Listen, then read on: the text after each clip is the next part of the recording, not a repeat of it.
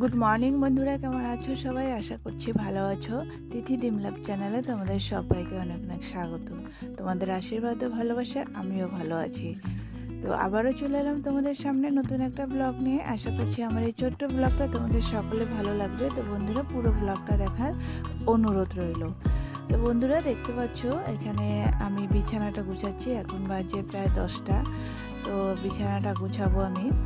ওদিকে আজকে রান্না করেছি, ডাল করেছি, আর হচ্ছে আলু সেদ্ধ করেছি, পাঁপড় ভাজা করেছি। আজকে রান্না একদম সিম্পল রান্না করেছি।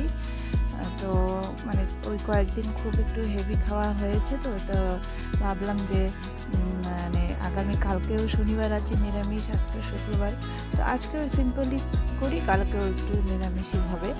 তো যাই হোক, রান্নাটা হয়ে গেছে, বর কাজে চলে গেছে, তারপরে ছেলে ঘুম থেকে উঠে ব্রাশ করতে গেল, আর আমি এদিকে বিছানাটা গুছাচ্ছি। তো চলো।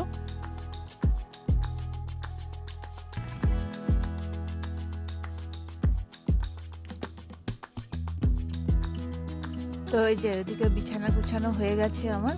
তো এই যে রান্না করেছিলাম ডাল আর আলু সেদ্ধ, আর ওই যে ছোটো হাঁড়িতে যে জলটা দেখতে পেলে, সেই জলটা হচ্ছে কালকে যে ফুটিয়ে রেখেছিলাম সেই জল। তো যাই হোক, একটু মানে খাবার খেয়ে নিই, অনেক 11টা বেজে গেছে প্রায়। তো ওই যে খাবার বেরিয়ে নিলাম, নিয়ে খেয়ে তারপরে যে কয়েকটা জামা কাপড় বেরিয়েছে এগুলো ধুয়ে দেবো। তো তার আগে এদিকে আবার স্নান আছে, ঘর মোছা আছে। তো ওইদিকে ছেলে আবার হোমওয়ার্ক নিয়ে বসেছে। তো বললো, মা আমাকে একটু হোমওয়ার্ক দেখিয়ে দাও। তো ওই জন্য ও ছেলেকে নিয়ে আবার একটু হোমওয়ার্ক করাতে বসলাম।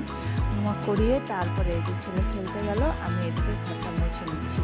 ঘর মুছে তারপরে আমি স্নান করবো, স্নান করে তারপরে পুজো দেবো। তো চলো।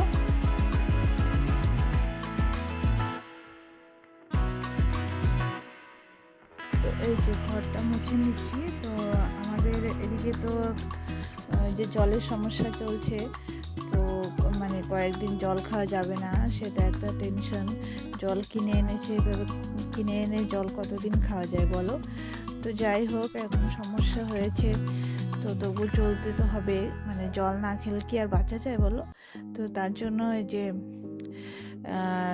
আজকে সকালে 1 ড্রাম মানে বর কিনে এনেছে জল।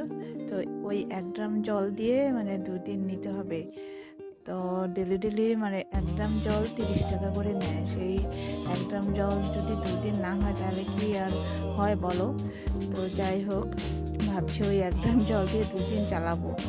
মানে খুব মানে জল কিপটেমি করে জল খেতে হবে।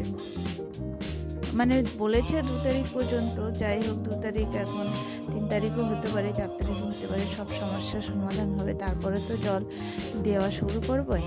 তো দেখা যাক আর কদিন লাগে। তো এভাবে চলছি।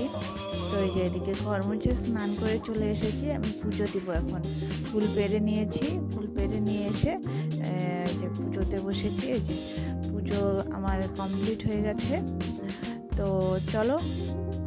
তো এই যে বন্ধুরা, এখানে আমার ছেলে প্রসাদটা উঠিয়ে বাসনগুলো একটু জলে ধুয়ে রাখছে। মানে পুজোর দায়িত্ব আমার, প্রসাদ উঠানোর দায়িত্ব ছেলের। তো এই যে বন্ধুরা, এখন বাজে মানে 4টা, মানে পুজো দিয়ে খাওয়া দাওয়া করতে করতে 4টা বেজে গেছে। তা আমি খালি বিছানা একটু খালি মাথা ঠেকিয়েছি, অমনি দেখি অনুর আওয়াজ, ওর মাকে দিতে এসেছে। তো যাই হোক, দিয়ে গেল। তারপরে আমি আর ঘুমালাম না, উঠে পড়লাম। তারপরে ও দুষ্টুমি করছে, আমি বসে বসে সেগুলো দেখছি। তো এই যে খেলা করছে, আমার ছেলে পড়তে বসেছে, ও পড়বে। তো ওকে একটা খাতার পেন দিয়ে দিলাম, ওই যে ও পড়াশোনা করছে। কথায় আছে না বন্ধুরা, যে কারো পৌষ মাস কারো সর্বনাশ। তো এখানে সেরকমই একটা দৃশ্য। টিকটিকিটা দেখো আরশোলাটাকে কীভাবে ধরেছে, আরশোলাটা বাঁচার জন্য ছটফট করছে। তো রান্নাঘরে এসেছি আমি, রাত্রি বাজে 10টা, রান্না বসাবো বলে। তো এটা দেখে তোমাদের সঙ্গে একটু শেয়ার করলাম। তো আজকে রাত্রে রান্না করবো আমি সেদ্ধ ভাত। তো এই যে সেদ্ধ ভাত বসিয়ে দিয়েছি। তো চলো, আজকের মতো ব্লগটা পর্যন্ত। সবাই ভালো থেকো, সুস্থ থেকো, দেখা হচ্ছে আবার আগামীকাল। টাটা।